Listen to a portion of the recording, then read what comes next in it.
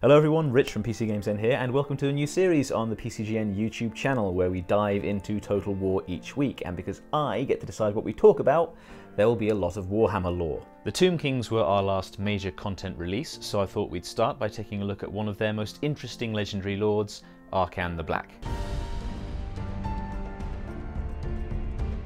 As his campaign makes clear, Arkhan's name is forever bound to that of his master, Nagesh, the world's first and greatest necromancer. But before Arkhan became his most loyal servant, he was the black sheep of a noble family in Khemri, the greatest city of Nefferrata.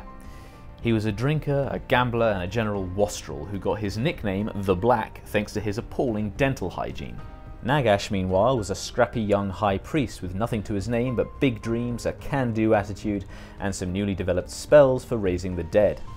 After a demonstration of this last talent, Arkhan signed right up to Nagesh's plot to overthrow his own brother and take the throne of Khemri. His reward was to be the first to taste the elixir of life, which made him immortal. In nearby Lamia, an unfortunate queen named Nefferrata would later try to replicate this elixir, but we'll get to that. Arkhan used his family name to build a cult around Nagesh and help him seize Khemri. Nagesh, in gratitude, made Arkhan his vizier, taught him a little necromancy, and everything was cool until the other Nehekaran kings united against them in outrage at their coup. Arkhan took a leading role in the battles that followed, but he and Nagesh were beaten back to Khemri, where Arkhan led a suicidal counterattack to buy his master time to escape. Arkhan was captured by Lamashizar, king of Lamia, that city we just mentioned, who forced Arkhan to teach him Nagesh's strange new magic of necromancy. Lamashizar, however, was an idiot with no magical training, and so he brought his queen, Nefferrata, into his lessons with Arkhan to explain things for him. Maybe she drew little pictures or something, I don't know. Anyway, naturally, Nefferrata had no time for idiots and quite fancied ruling herself, so once again, Arkhan found himself party to a coup.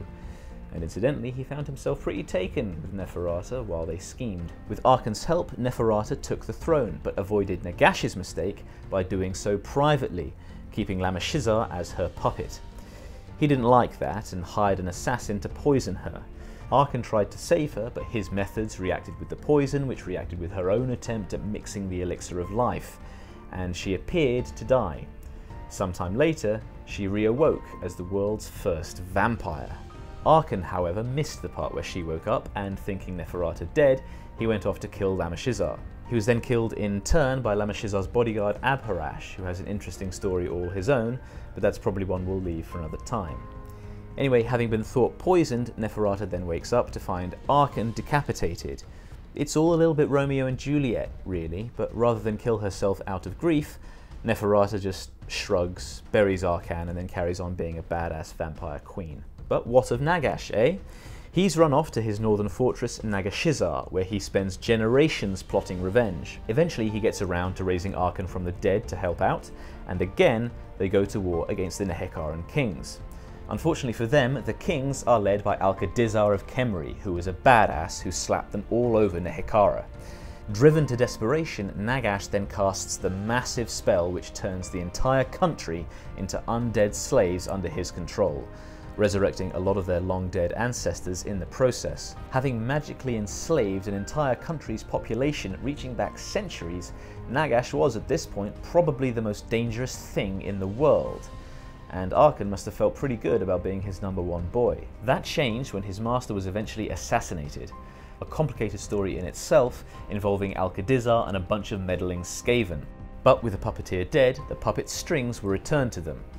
Or they were cut. I don't know, the metaphor sort of stops there. The point is that they had their willpower restored to them, and one of the original kings, Settra the Imperishable, the third and arguably most badass of this story that keeps producing badasses, he was really pissed at everyone who had a hand in his being resurrected as a gross mummy, rather than the eternal youth he was promised. He wanted to kill someone for it, as badasses do, but since Nagesh was already dead, he had to settle for Arkhan. If you didn't know why all Tomb King factions hate Arkhan and why he can't ever even make peace with Settra, this is why.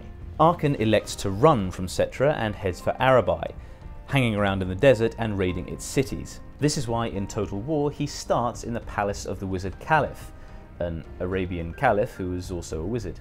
I'm afraid I don't know too much more about him than that. Some fans seem worried that this means Arabai aren't coming to the game, but I wouldn't lose hope. Arkhan having kicked them out of this palace to use as a temporary base makes perfect sense in the lore, and Arabai could easily still be added with the goal to either retake it, or else Arkhan's start position could be moved to his traditional fortress, the Black Tower of Arkhan. The same logic also applies to his Mortal Empire's start in the Sorcerer's Islands off the coast of Arabai. The lore also has him nursing his crush on Nefferrata, raiding the Hekara from time to time, and just generally making a nuisance of himself. Whenever Settra comes after him, Arkhan just about matches his military prowess with his own necromantic skills. His ultimate goal, though, is to restore Nagesh. He's forever hunting artifacts and rituals that might do this, and accordingly, that's exactly what he's up to in the Tomb King's campaign. On the tabletop, Arkhan has gone through several revisions. His old model rides a chariot that can fly, which is sort of reflected in Total War, in that his final mount is a chariot which floats on a bed of purple mist, which is pretty cool. The Tombblade of Arkhan has been his special weapon since those early editions, which always bestowed some form of healing upon Arkhan or the unit he was with, based on his performance in hand-to-hand combat. Accordingly, the Tombblade in Total War is Arkhan's quest weapon, and can trigger regeneration on all allies within 30 meters, provided Arkhan is engaged in melee. And that about wraps us up. This has been your quick primer on Arkhan the Black and his lore, and the reasons why he appears as he does in Total War Warhammer 2. Give us a like if you found that helpful or interesting. Leave a comment with your thoughts. Would you like to see more of these sorts of videos? Because I definitely like to keep making them. Subscribe to PCGamesN on YouTube for plenty more on Total War and PC gaming in general. Check out our website.